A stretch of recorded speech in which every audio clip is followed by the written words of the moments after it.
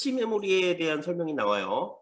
자, 공장에서 제가 일을 하는데 자, 제 책상에서 이렇게 작업을 하다가 다음 작업할 거리를 저 멀리 가서 가지고 와서 또 하나를 하고 가지고 와서 하나를 하고 그러면 시간이 오래 걸리잖아요. 그래서 옆에 테이블을 하나 놓고 한 5개 정도 여기다 놓고 이제 이렇게 바로바로 작업을 하는 거예요. 그게 캐시 메모리입니다. 버퍼고요. 작업할 내용을 근처에 있는 빠른 메모리에다가 조금 미리 갖다 놓기 위해서 있는 공간, 캐시 메모리인데 CPU는 굉장히 속도가 빠르고 램도 속도는 빠르지만 비교적 CPU보다 느리기 때문에 그 사이에 위치해서 전송하는 시간을 좀 줄이는 거예요. 예. 중앙 처리 장치와 주기억 장치가 램이죠. CPU와 램 사이에 위치해서 처리 속도를 향상시키기 위한 메모리가 바로 캐시 메모리가 되겠습니다. 17번. 자, 레이저 프린터에 대한 설명이 나오는데 레이저 프린터는 토너를 가지고 하는 거예요.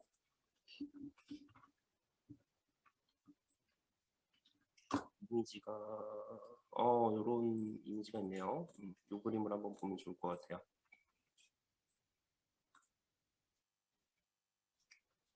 자, 토너를 혹시 토너 터진 거 보셨나요? 그 까만색 가루가 바닥에 쫙 이렇게 뭐 되기도 하고 그러는데 이 토너 가루가 검정색도 있고 컬러별로 색깔 빨간 것도 있고 노란 것도 있고 파란 것도 있고 그렇습니다. 자석에 붙어요. 성질이. 가루인데 자석에 붙는 까만 가루예요. 그 가루를 드럼이라고 하는 곳에다가 이렇게 글자 모양대로 자석의 원리를 이용해서 전기를 주면 그럼 자석이 돼가지고 거기에 가루가 붙겠네요. 그죠? 글자 모양대로 이렇게 깔아놓은 다음에 종이를 집어넣고 거기다가 이렇게 찍어주면 종이에 그 가루가 붙어요. 그런데 이 가루가 그냥 종이에 딱 붙어 있지는 않습니다. 고정을 시켜줘야 되는데 정착기라고 하는 부속이 열로 종이를 눌러주는 거예요. 토너랑. 그래서 레이저 프린터를 거쳐서 나온 종이는 따끈따끈합니다. 그 열을 이용해서 압축을 꽉 눌러서 고정시키는 방식이 레이저 프린터예요. 정착기라고 하는 부품이 고장나면 그래서 인쇄가 흐리게 되거나 이제 글자가 막 떨어져 나오죠. 삼성 레이저 프린터가 가격이 싸서 보급이 많이 되어 있는데 이 정착기가 좀 약한 편이에요. 네, 그래서 좀 10만 장 정도 뽑으면 교체를 좀 해야 되는데 그 정착기 가격이 프린터 가격이랑 비슷합니다. 그래서 새 프린터를 사죠. 네, 그거에 비해서 외산 프린터는 이제 조금 가격이 비싸지만 정착기 수명이 좀 긴 그런 특징을 좀 가지고 있습니다.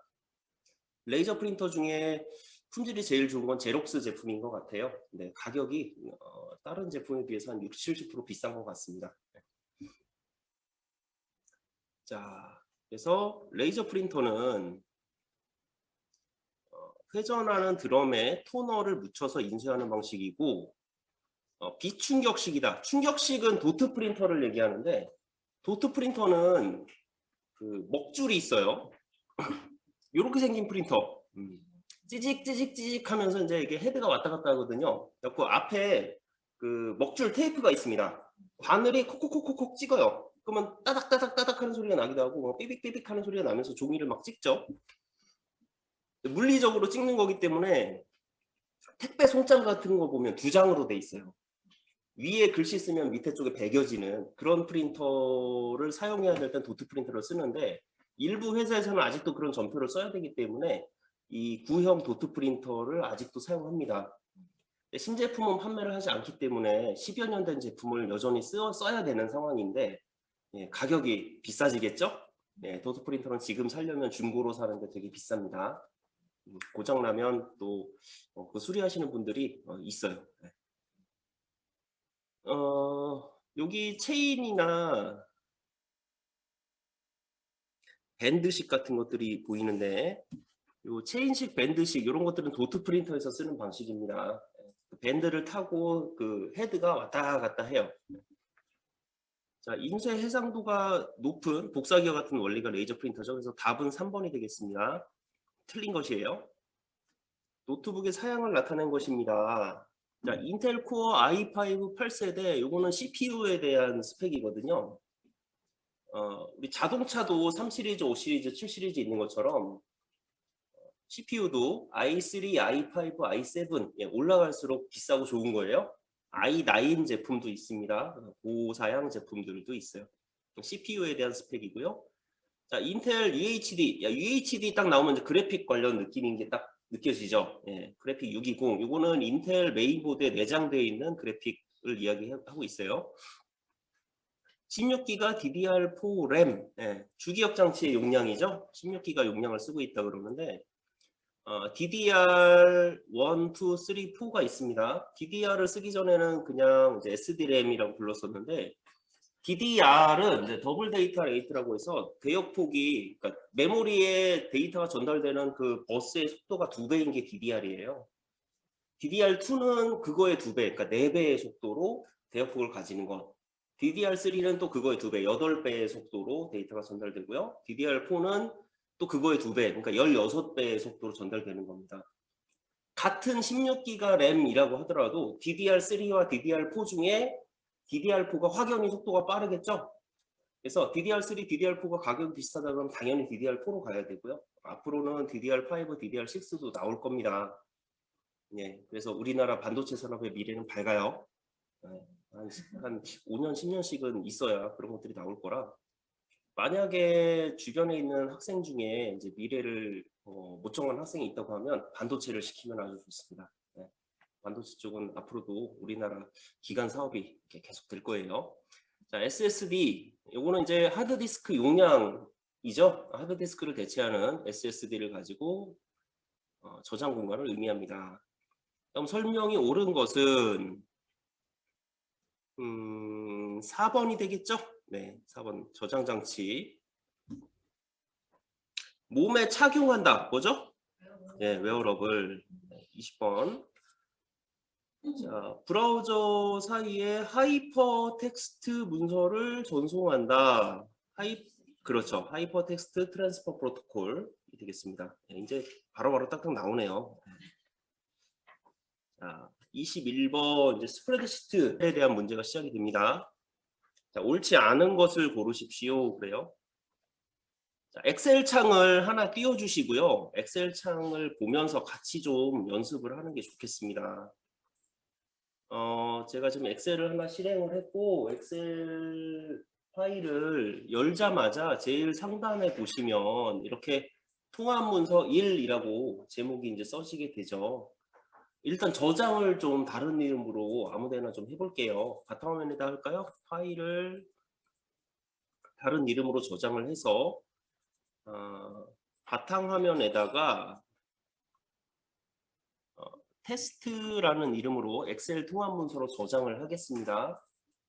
이렇게 저장 버튼을 눌러보시면 상단에 있는 파일명이 이제 정해지죠. 테스트라고 하는 파일입니다. 이렇게 되는 거예요. 자, 이 상태에서 시트를 2개 더 만들어 볼게요. 아래쪽에 있는 시트 1번 옆에다가 더하기 버튼 눌러서 시트 2번, 시트 3번을 눌러 보겠습니다. 자, 더하기 버튼 2번 눌러서 시트 1, 2, 3 이렇게 만들어 주시고요. 자, 이번에는 시트를 여러 개를 동시에 선택해 볼 건데 시트 1번을 클릭하신 상태에서 컨트롤 키 누르시고 시트 2, 시트 3을 이어서 클릭을 하시면 시트가 3개가 동시에 선택이 돼요. 이 상태로 복사하시거나 이동하시거나 하는 것도 가능합니다. 시트를 이동하거나 복사하실 때는 이 시트에서 우클릭해서 이동 복사 버튼을 누르시면 다른 파일 쪽으로 시트를 통째로 보내실 수도 있어요.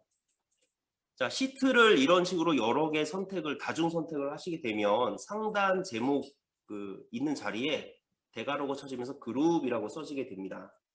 여러 개 시트가 선택되어 있는 얘기고요.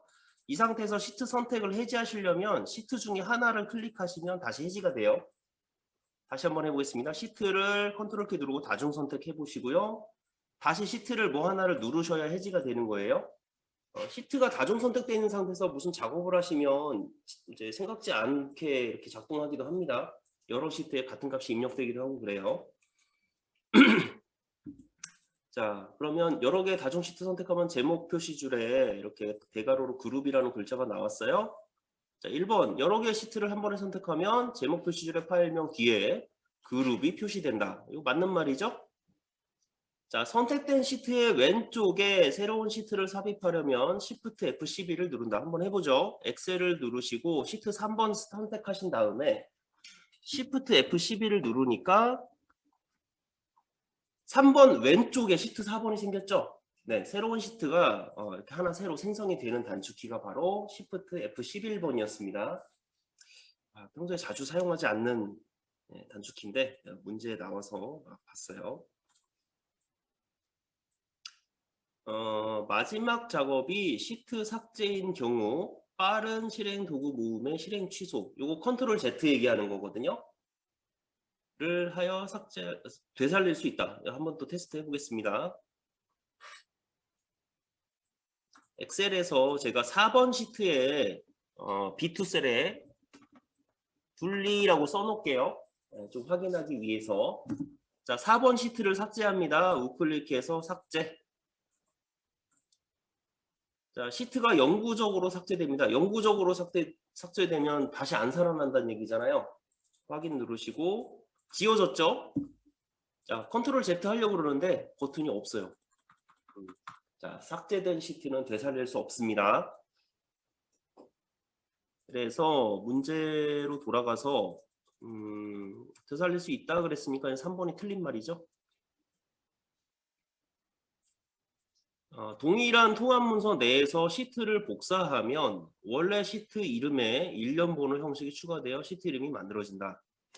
자, 시트를 복사하실 때 컨트롤 키 누르면 쉽게 하실 수 있죠. 3번 시트를 오른쪽으로 이동을 시키는데 컨트롤 키를 누르면 더하기 표시가 나옵니다. 더하기 나온 상태로 마우스를 놔보시면 시트 3 가로 열고 2 이렇게 나오죠. 일련 번호가 이렇게 나온다는 얘기죠. 자, 필기 문제를 이렇게 엑셀 창에서 테스트를 하시면서 쭉 풀어보시면요. 엑셀의 새로운 기능들을 되게 많이 아실 수가 있어요.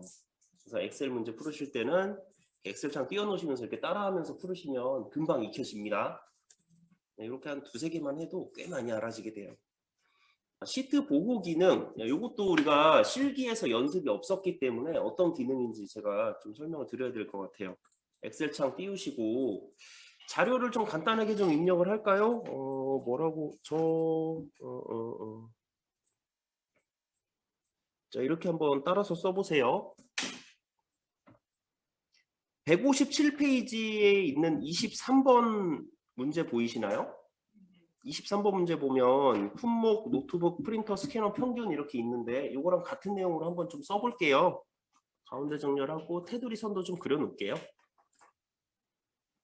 여기까지만 좀 해놓으면 좋을 것 같습니다. 평균은 에버리지로 한번 구해놓을게요.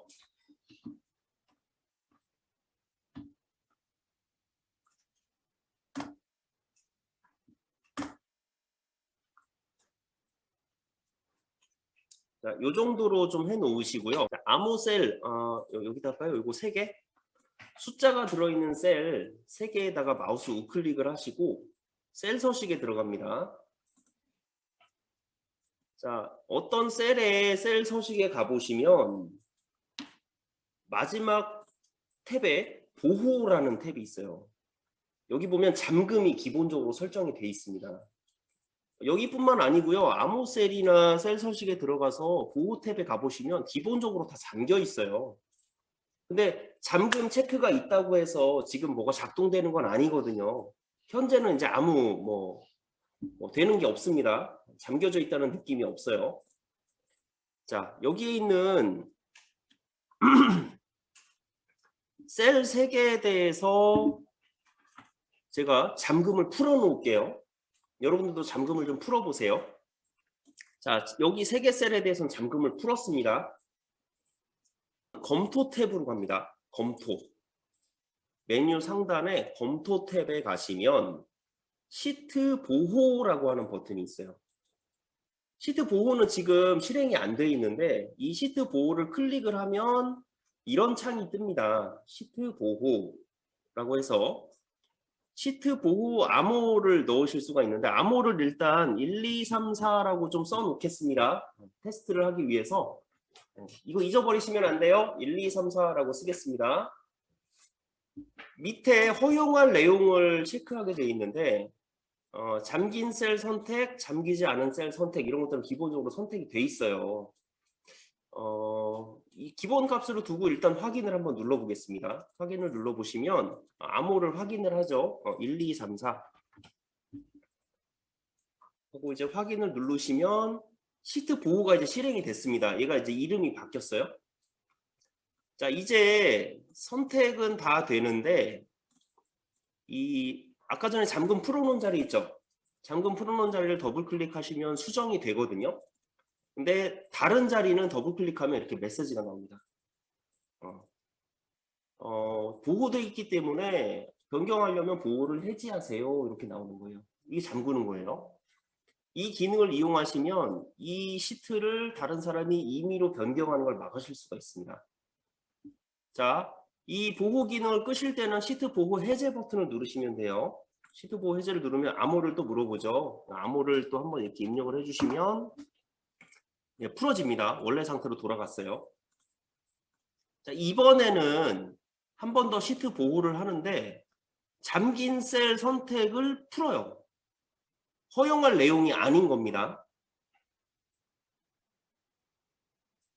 잠기지 않은 셀만 선택하는 거예요. 잠기지 않은 셀, 우리 아까 전에 숫자 자리 3개 풀어놨죠. 예, 여기만 풀어놔 있고 나머지는 선택도 안 되게 하는 겁니다. 암호를 또 한번 걸어주고 확인을 누르시면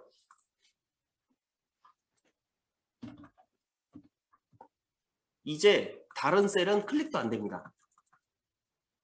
예, 잠기지 않은 셀은 잠긴 셀은 클릭도 안 돼요. 이제 여기 잠기지 않은 셀만 만지실 수 있어요. 예, 이제 뭐 아무것도 못 하겠죠. 이런 식으로 하시는데 사실 이런 거를 많이 걸어서 이제 하위 조직에다 내려주면 좀 싫어하기는 해요. 네. 억지로 암호를 푸는 사람도 있고 그런데 내가 딱 원하는 양식으로 데이터를 올려받고 싶으실 때 좀 남이 안 건드렸으면 좋겠을 때 이런 식으로 시트를 잠그실 수 있습니다. 네, 시트 보호 해제를 눌러서 원래 상태로 풀어주도록 하겠습니다. 자, 다시 한번 모든 셀은 기본값이 잠겨있다. 잠금 상태이다. 그리고 원할 때는 이제 해당 항목을 풀어주시는데 이게 작동하려면 검토 탭에 시트 보호를 걸어 주셔야 뭔가 잠금 기능이 시작이 됐었어요. 네, 그 개념을 갖고 시작을 합니다. 자, 시트 보호 기능에 대한 설명으로 옳지 않은 것은 새 워크시트의 모든 셀은 기본적으로 잠금돼 있죠? 맞습니다. 워크시트에 있는 셀을 보호하기 위해서는 먼저 셀의 잠금 속성을 해제해야 된다. 자, 보호하려면 잠궈져 있어야 되는 거죠. 네, 그러니까 2번이 이제 틀린 말이 되고요. 시트 보호를 설정하면 셀에 데이터를 입력하거나 수정하려고 했을 때 경고 메시지가 나타난다. 맞죠? 아까 확인했죠? 잠금과 숨김 속성은 시트를 보호하기 전까지는 아무런 효과를 내지 못한다. 이것도 맞죠? 예, 숨김을 안 해봤는데 숨김하는 걸 좀 보여드려 볼게요. 여기 아까 전에 제가 에버리지라고 수식을 한번 입력을 했습니다. 수식이 입력되어 있는 셀에 대해서 셀 서식에 들어가서 잠금도 체크하고 숨김도 한번 체크를 해볼게요. 숨김을 체크를 하고 나서 시트 보호에서 잠긴 셀 선택, 잠기지 않은 셀 선택 전부 다 허용을 하겠습니다. 이렇게 하면 일단 잠겨있든 잠겨있지 않든 클릭은 다 돼요. 자, 그런데 평균 셀을 클릭해 보니까 수식 입력줄이 아무것도 없죠. 이런 식으로 수식을 안 보여주고 싶을 때 숨김을 씁니다. 언제 쓸 수 있을까요? 영업사원의 영업수당 비율이 얼마인지 뭐 이런 것들을 안 알려주고 싶거나 내가 어렵게 만든 함수 수식을 우리 대리님이 몰랐으면 좋겠어요. 네, 그럴 때 숨기실 수 있습니다. 숨김. 예, 시트 보호 해제를 눌러줘야 이제 원래대로 풀어지죠. 갑니다. 목표값 찾기 이따가 우리 배울 건데 문제가 나온 김에 한번 테스트를 좀 해보겠습니다. 아래 그림과 같이 목표값 찾기를 했을 때 어떤 의미입니까? 지금 보면은 수식 셀에 2포 셀이 들어있는데 2포 셀은 지금 이 평균 자리네요. 그렇죠? 찾는 값은 40이에요. 찾는 값이 40이라는 게 뭐냐면 36.67이 40이 됐으면 좋겠다입니다. 값을 바꿀 셀 B4인데 B4가 어디냐면은 노트북 자리입니다. 이게 무슨 뜻이냐면 평균 36.67이 40이 되려면 노트북이 어떻게 변화해야 합니까? 이런 뜻이에요. 예, 같은 자료를 우리가 미리 이렇게 만들어 놨는데 자, 여기 값을 보면 60, 35, 15라는 숫자가 입력이 되어 있고요. 여기 평균 자리에는 에버리지를 해서 네, 여기 에버리지 값은 이제 요 세 칸에 대한 평균이잖아요. 자, 그렇기 때문에 여기 평균 자리 셀을 제가 미리 좀 클릭을 해놓고 데이터의 가상 분석 메뉴에 가서 목표값 찾기라는 거를 좀 눌러보겠습니다. 이걸 누르면 목표값 찾기 창이 뜨는데 자, 수식 셀은 요 E4 셀이 맞고요. 얘가 40이 됐으면 좋겠단 말이에요. 값을 바꿀 셀은 노트북입니다. 평균 40이 되려면 노트북이 얼마가 돼야 되느냐 확인을 딱 누르면 값이 자동으로 40이 되면서 여기 노트북 값이 70으로 바뀌어요. 예, 요게 목표값 찾기 기능입니다. 네, 이 기능을 이제 실습을 해봤으니까 문제로 돌아가서 의미로 옳은 것은 1번 평균 40이 되려면 노트북 판매량이 얼마가 돼야 된다. 요거죠? 네. 네, 뭐 다른 거는 예, 그냥 다 반대되는 얘기들을 하는 것 같아요. 좋습니다. 다음 페이지.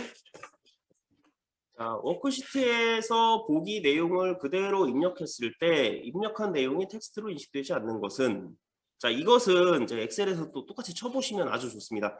시트 1번에다가 제가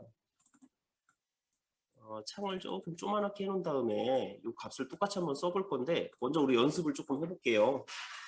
자, 1, 2, 3, 4 입력하면 이거는 숫자죠. 엔터를 쳐보면 오른쪽으로 갑니다. 숫자는 기본적으로 오른쪽 정렬이 되는 거예요. 자, 그 다음에 둘리라고 써볼게요. 둘리는 왼쪽에 가 있습니다. 문자는 왼쪽에 가서 붙습니다. 숫자는 오른쪽에 가서 붙어요. 자동 인식되는 거예요. 날짜를 써보시면 오늘 날짜를 입력하시면 오른쪽 가서 붙어요. 형식을 잘 지켜줘서 엑셀이 이 시트를 제대로 인식했다고 하면 날짜는 숫자를 변환시킨 거죠. 그래서 오른쪽에 가서 붙습니다.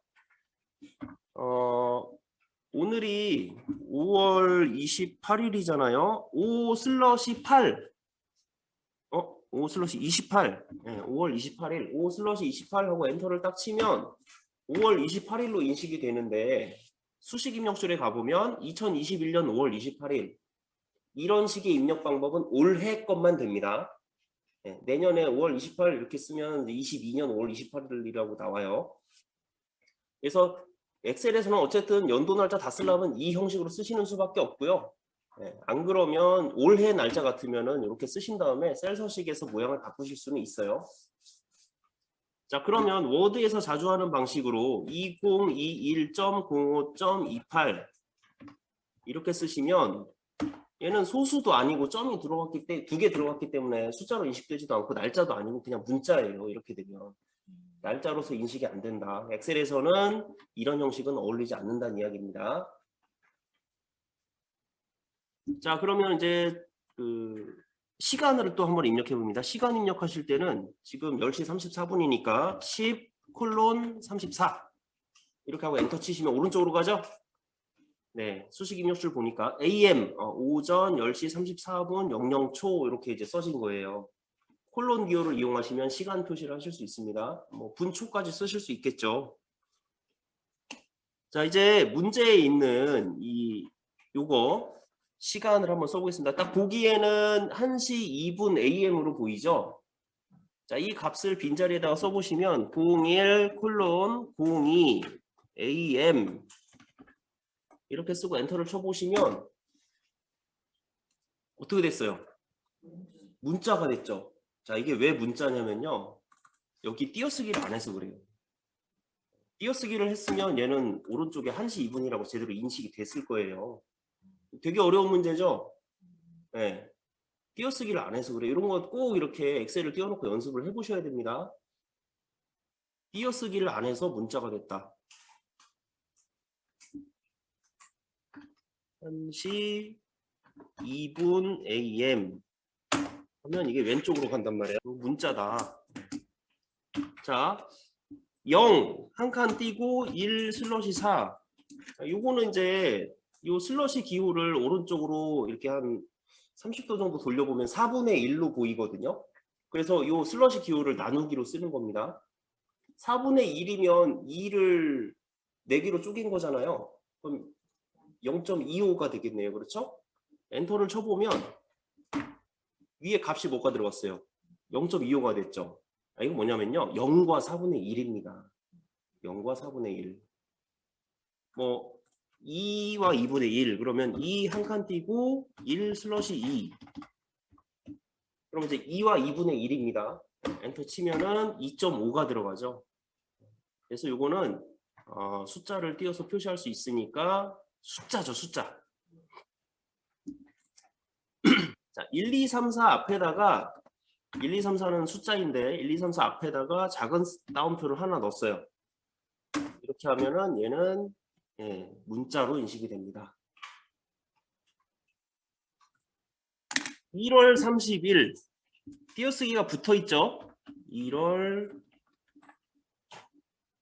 30일 하고 치면 얘는 이제 문자고요. 1월 한 칸 띄고 31이라고 써도 얘도 문자입니다. 근데 1 슬러시 30 이렇게 입력하시면 얘는 이제 01월 30일이라고 이제 날짜 값으로 입력하실 수는 있어요. 근데 알맞은 형식이 아니죠. 자, 그럼 여기서 숫자는 뭐였어요? 2번이죠? 2번이 정답 화면이 되겠습니다. 나머지는 다 문자예요.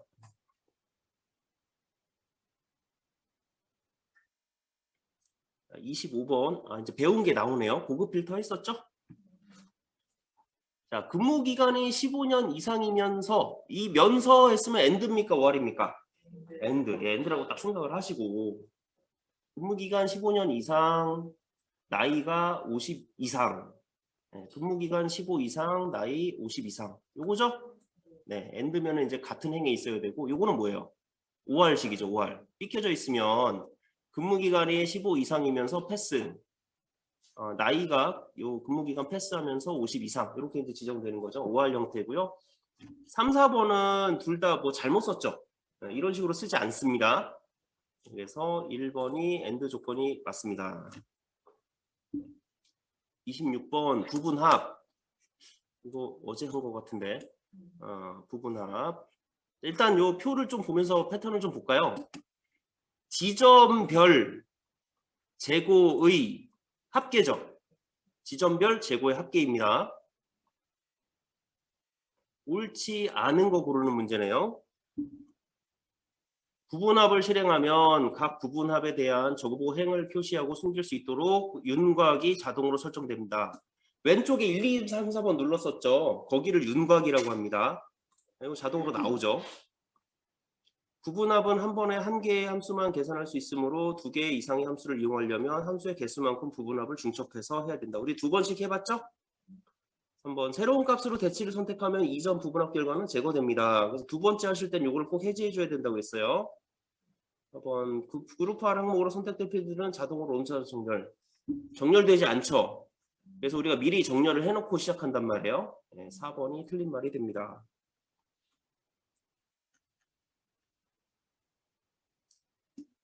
자, 셀 서식에서 이런 데이터를 써놓고 표시 형식으로서 우리 셀 서식에서 표시 형식을 지정했을 때 결과가 어떻게 되는가입니다. 이런 형태의 문제가 많이 나오는데 이런 것도 역시 엑셀 창에다가 써보시면서 연습을 하는 게 좋겠어요. 자, 창을 이렇게 오른쪽에다 조금 띄워놓고 엑셀 창을 옆에다 놓은 다음에 테스트를 좀 해보겠습니다. 빈 셀에다가 7.5, 44.398, 1220만 원, 상공상사. 자, 맨 위에 거부터 바꿔볼 건데, 자, 여기 표시 형식에 보시면 샵과 0이 있습니다. 샵은 회계 형식으로 표시하는 거라 0일 때 0을 표시하지 않는 회계 형식 숫자 기호 표시 방법이고, 숫자 0은 0자리를 고정하는 거였죠. 점 뒤에 0이 2개 있으니까 소수점 둘째 자리까지 강제로 표시하는 그런 형식인 거예요. 7.5라고 돼 있는 셀을 표시 형식의 사용자 지정 탭에 가서 형식 자리에다가 샵이라고 써보면 일단 얘가 숫자 한 자리로 표시되니까 8로 반올림이 됐죠. 그런데 점 0을 넣으면 이제 7.5 소수 한 자리까지 표시가 됐고요. 0을 하나 더 넣으면 7.50이 나왔죠. 예, 소수점 둘째 자리까지 고정을 하니까 7.50으로 표시되면 잘 나온 겁니다. 1번은 맞죠? 44.398의 경우에 표시 형식이 물음표로 들어갔어요. 자, 물음표는 와일드카드 기호로 사용되는데 와일드카드 기호 모든 문자가 들어갈 수 있는 자리 조커 같은 거죠. 와일드카드 에스터리스크 기호 별 표시를 썼을 때는 문자의 길이와 상관없이 모든 문자라는 뜻으로 사용이 됩니다. 그런데 와일드카드로서 물음표를 쓰면 모든 문자가 들어갈 수 있으나 자릿수를 고정하는 거예요. 그러니까 물음표 하나면은 모든 문자인데 한 글자인 것이 되는 겁니다. 물음표가 3개가 들어가면 3글자짜리 문서라는 뜻이에요. 아니 문자라는 뜻이에요. 문자든 숫자든 하여튼 3글자. 44.398을 사용자 지정 기호에서 형식으로 물음표를 3개, 점 3개를 넣으시면 모든 문자가 다 들어갈 수 있는 것으로 이제 표현이 되는데 창이 내려가 버렸네요. 네. 모든 문자를 표시하는 걸로 사용이 되는데 보기가 지금 어떻게 나왔냐면 앞에 0 기호는 표시하지 않았어요. 아, 샵처럼 0을 표시하지 않는구나. 이런 얘기입니다. 그래서 44.398이 나옵니다. 2번이 틀린 말이 되죠. 자, 3번은 1220만 원을 샵 콤마 샵샵 0 콤마로 했습니다. 콤마가 뒤에 그냥 들어오면 0자리 3개씩 생략했었죠. 셀 서식 들어가서 사용자 지정 표시에 샵 콤마 샵샵 0을 선택하시고 뒤에다가 콤마만 하나만 더 붙여보세요. 그러면은 뒤에 3자리 생략. 콤마가 만약 하나 더 있으면 뒤에 6자리 생략. 그래서 콤마의 개수에 따라서 뒷자리가 3개씩 생략되는 겁니다. 원래 이렇게 쓰는 게 맞죠? 샵 콤마 샵샵 0으로 하면은 이제 쉼표 기호를 붙인 숫자로 표시해라인데 뒤에 쉼표를 하나 더 넣을 때마다 뒤쪽에 0이 3개씩 생략이 됩니다. 네. 뒤에 이렇게 콤마가 더 붙었다는 거는 쉼표 뒤에 0자리 3개 생략. 그래서 여기서 뒤에 0 3개를 삭제하시면 돼요. 1, 2, 0, 200. 예.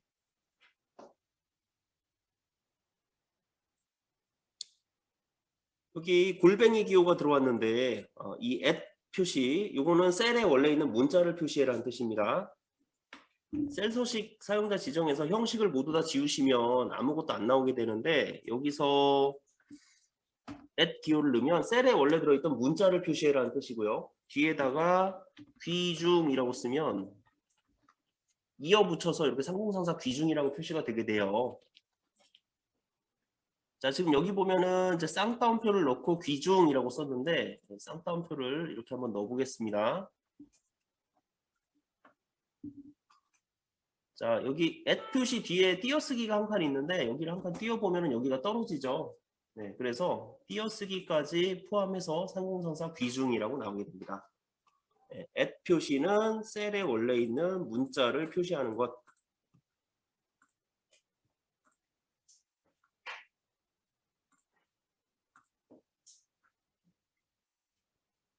그래서 틀린 건 2번이죠. 2번은 물음표로 자릿수를 지정을 할 수가 있었으나 0은 표시하지 않는다. 자, 28번 통합 기능입니다. 통합.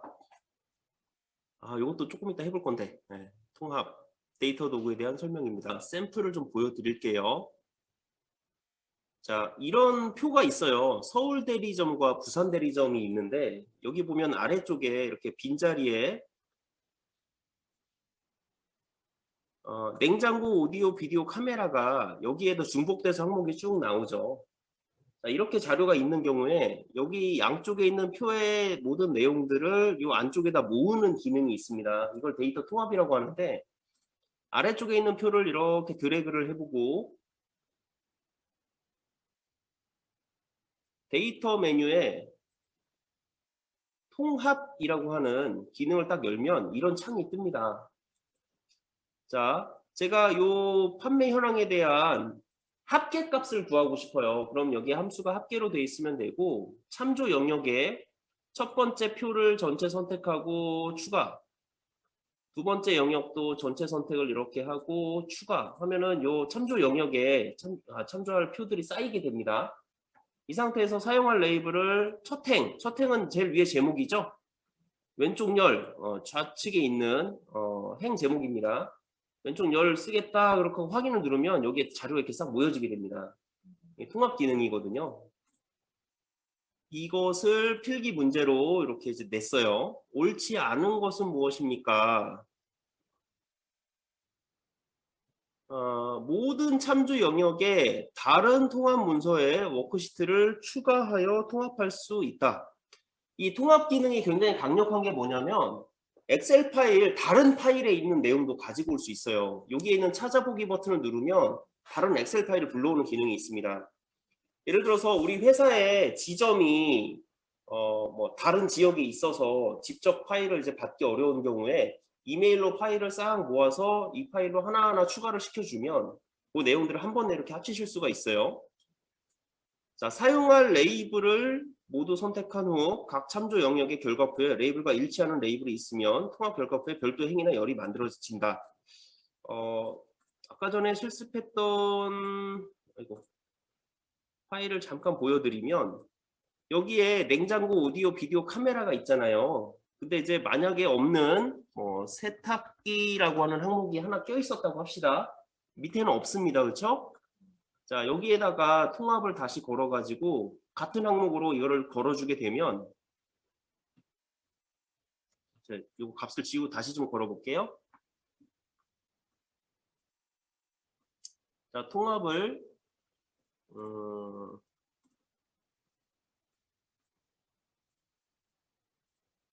새로 좀 예, 오늘 비 많이 온다고 했어요.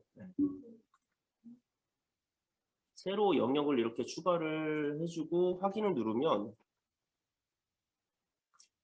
이게 안 들어오네. 자, 세탁기가 지금 안 들어왔는데요. 제가 여기까지만 좀 다시 지우고 한번 해보겠습니다.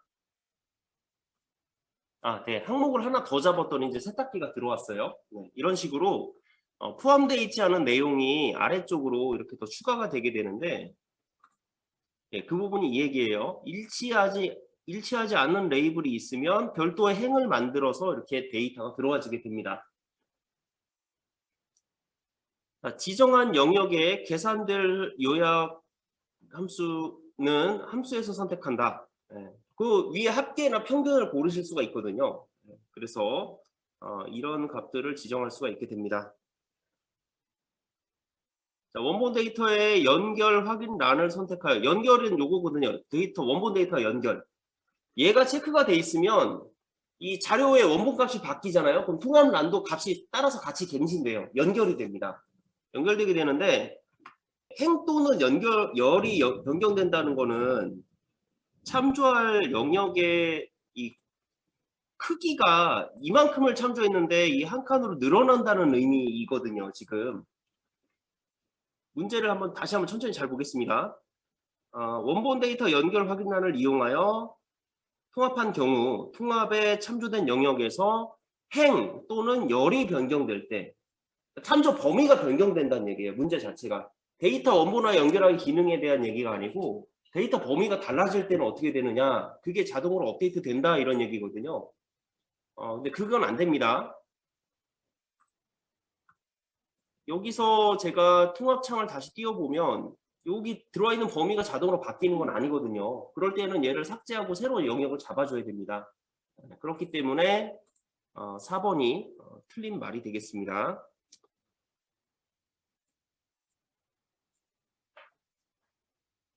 예, 다음 페이지를 또 한번 가보게요. 자, 자동 채우기 핸들을 이용하여 아래쪽으로 값을 드래그 하였을 때 데이터가 변하지 않고 같은 데이터로 채워지는 것은 갑, 월, 자 이런 걸 써놨는데요.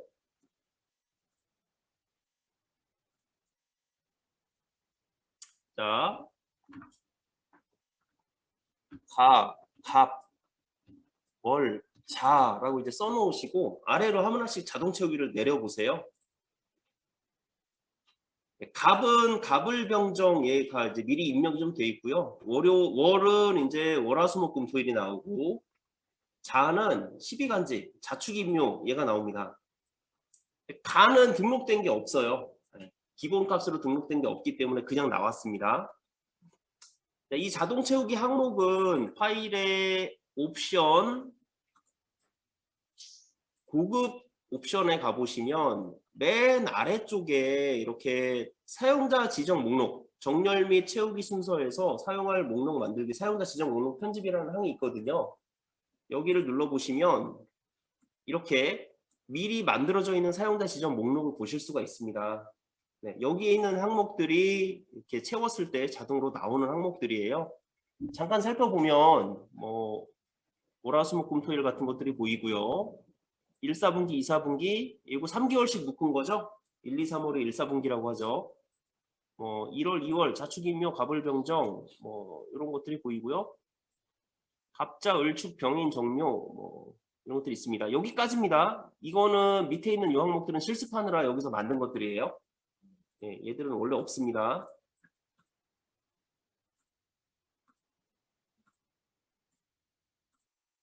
예, 이런 항목들이 미리 등록되어 있다. 여기에다가 여러분들이 새로 목록을 만드실 수도 있는데 분리, 희동이, 길동이,